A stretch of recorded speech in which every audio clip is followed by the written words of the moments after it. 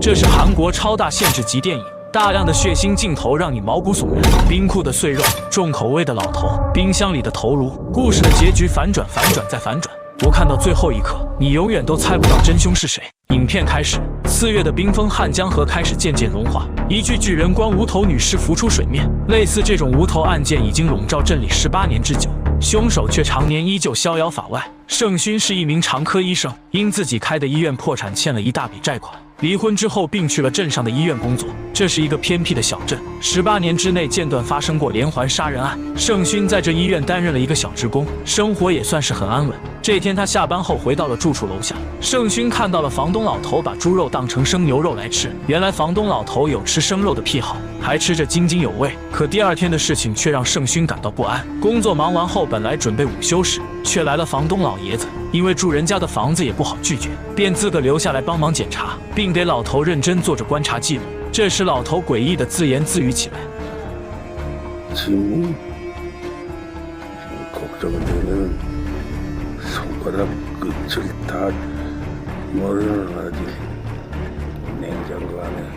听完这些话，盛勋瞬间感到背后发凉，这让他想起镇上的连环杀人案。难道这案子跟他有关吗？盛勋在地铁上做了一个梦，梦见房东的店铺桌子上有一个黑色袋子，袋子上面还浮露着毛发。这时袋子突然掉了下来，发现是一个人的头颅。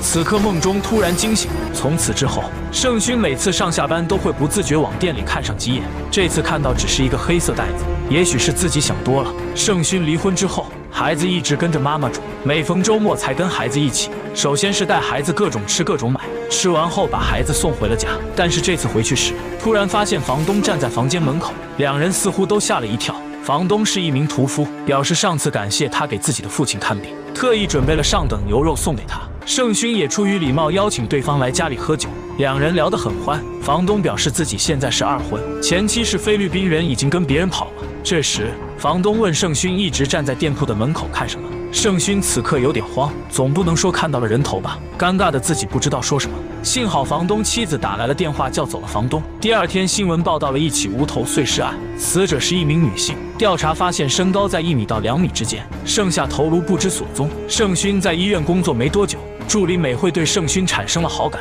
还时不时的给盛勋送饭，看盛勋的眼神都是湿哒哒的。这天下班，美惠在一家餐厅看见了盛勋，本想上去打招呼，却看见他跟一个女人在一起，于是尴尬的离开了。晚上回到家，妻子因为孩子的问题吵了起来。这时房东听到破碎的声音上来查看，盛勋表示自己不小心打破了镜子。房东看见地上有双女人的血，也似乎明白了情况，房东也并不多问。之后前妻生气的走了，可房东不久又过来敲门，还给他换了新的镜子，又请他下楼喝酒，这关系可真不一般。盛勋没喝几杯后就晕倒过去，再次醒来时房东已经不见了。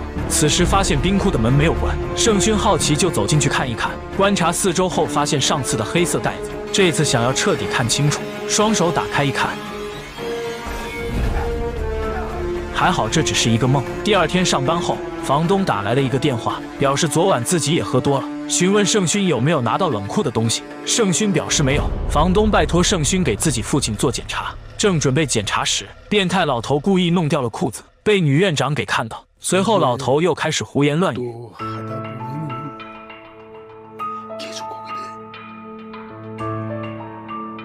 检查完后，旁边的人开始对老头议论纷纷，表示过去10年里老人的妻子离奇失踪，前段时间他儿子的老婆也突然消失。2名警察突然来到医院调查无头女尸案件。警察表示，根据 SUV 比对，表示被害人是一名菲律宾人，想调查一下外国人的就诊记录。盛勋顿时想到了房东的妻子，他更深度的怀疑这起无头女尸案件跟房东有很大的关系。晚上回到家，累得一头趴在床上，怎么想都感到不安。这时起来喝瓶农夫山泉压压惊，可没注意就把上层的冰箱也打开了。他转头一看，傻眼了，冰箱里居然出现了上次梦见的人头袋子，顿时把他吓坏了。难道是上次喝多不小心拿回来的吗？于是感觉自己应该出现幻觉，便关上了冰箱门，惊恐地坐在床上不知所措。之后好几天都不敢回家里睡觉，每晚都在医院里过夜，但在医院里怎么睡都不踏实，还时不时梦见房东父子分尸的场景。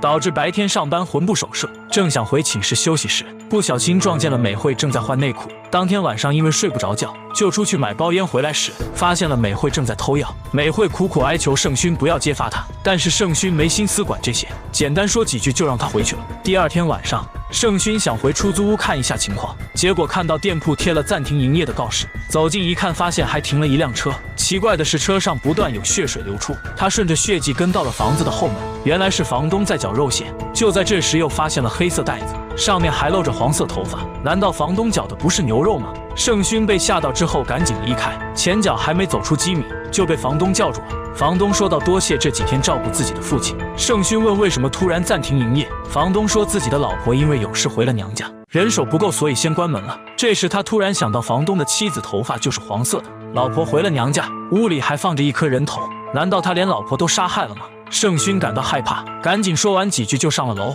刚进门不久，后脚就来了2位警察。警察说到他的妻子已经失踪好多天，便过来询问具体情况。盛勋说那天晚上确实见到了前妻，因为闹了点别扭之后9点他就离开了，后面就没有再联系。警察了解一些情况后就离开了。又过一会，助理美惠找上了他，表示早上警察来找过自己，以为是盛勋举报了他偷东西的事。盛勋连忙解释，警察是来问前妻的失踪情况。美惠记得那天他还跟前妻在一起，到了晚上就失踪了。美惠越想越怕，赶紧找借口匆忙的离开。盛勋想到这几天出现的杀人案件，为了美惠的安全打开窗户目送，居然看到了房东正在尾随美惠。他怕美惠遇到危险，赶紧跑出来紧跟上去，可刚走到隧道几米就被一棒子敲晕了。到了第二天醒后，发现自己在了家里，此时发现家里有一位老警察。老警察说自己跟踪这个案子已经有18年，一直怀疑楼下的父子就是杀人凶手，但是一直找不到证据。盛勋也直接坦白地告诉他，自己也怀疑这个父子有问题，表示自己还发现了头颅的事情。老警察表示房东肯定知道你发现了他的秘密，肯定是盯上你了，表示还好那时将盛勋打晕了，要是被房东发现你就更加危险。到了第二天早上，盛勋发现美惠没有来上班，院长说这个孩子贪玩，没来上班也很正常，但是盛勋知道昨晚发生的事，100%是失踪了。这时盛勋的孩子哭着打电话过来，孩子说过来出租屋找父亲，但是在附近迷路了。孩子说看到旁边有个肉铺。盛勋听到后瞬间紧张了起来，立马告诉孩子不要靠近那个地方，赶紧去附近的公交站坐车找他。过一会再次打去电话时，居然是房东接的电话。盛勋发现情况不对，连忙打车回去店铺。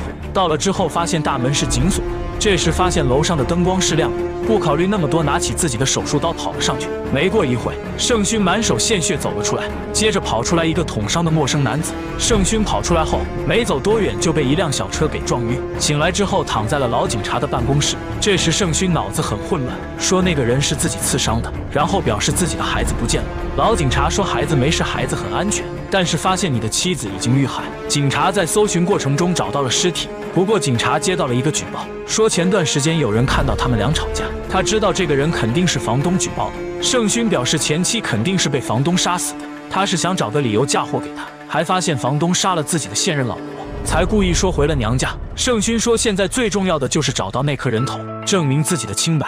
说完激动的立马去，老警察却拦着不让他去，说现在没有证据，不能私闯民宅。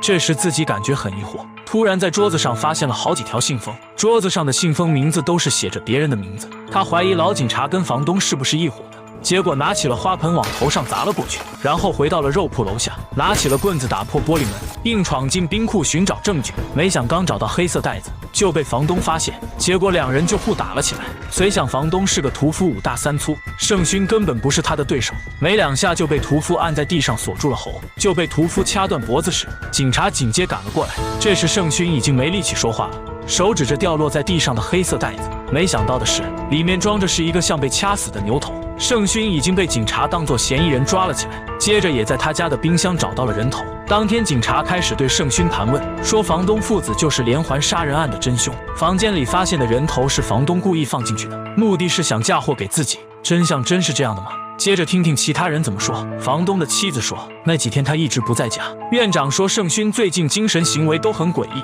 还表示医院好多异丙酚突然不见了。助理说自己没有偷异丙酚，那天自己给他送饭时发现盛勋给自己注射了大量异丙酚，还听到了他在梦里说自己杀人。当天晚上跟踪自己的就是盛勋他本人，助理非常害怕，才用棍子打晕了他。第二天就不敢去上班了。最无语的就是房东的说法，盛勋这个人还是非常不错的，但是有天跟他喝酒喝醉了，说盛勋中途离开过。房东以为他喝醉了就上了楼，第二天发现自己有2把刀消失不见了，自己也不敢肯定是盛勋拿走的，但确实是警察在他房间内找到了那2把刀，说自己更不可能绑架他的儿子。房东说那天发现他儿子迷了路，就顺便照顾一下他的儿子。中途儿子上了厕所才接到的电话，儿子接电话时，盛勋已经挂断了。他听完这些人的说辞后，真是非常可笑，跟自己的经历完全不一致。这时警察拿出一张照片，这个女人叫丽珍。盛勋当时因为要开医院没钱，找丽珍放了5000万的高利贷。就在上个月汉江河边发现的无头女尸，正是这个女人丽珍，而且在她房间发现的人头 SUV 对比一致，这个受伤的男人就是丽珍的弟弟。后来因为盛勋还不上利息，他姐姐长期又患有失眠症，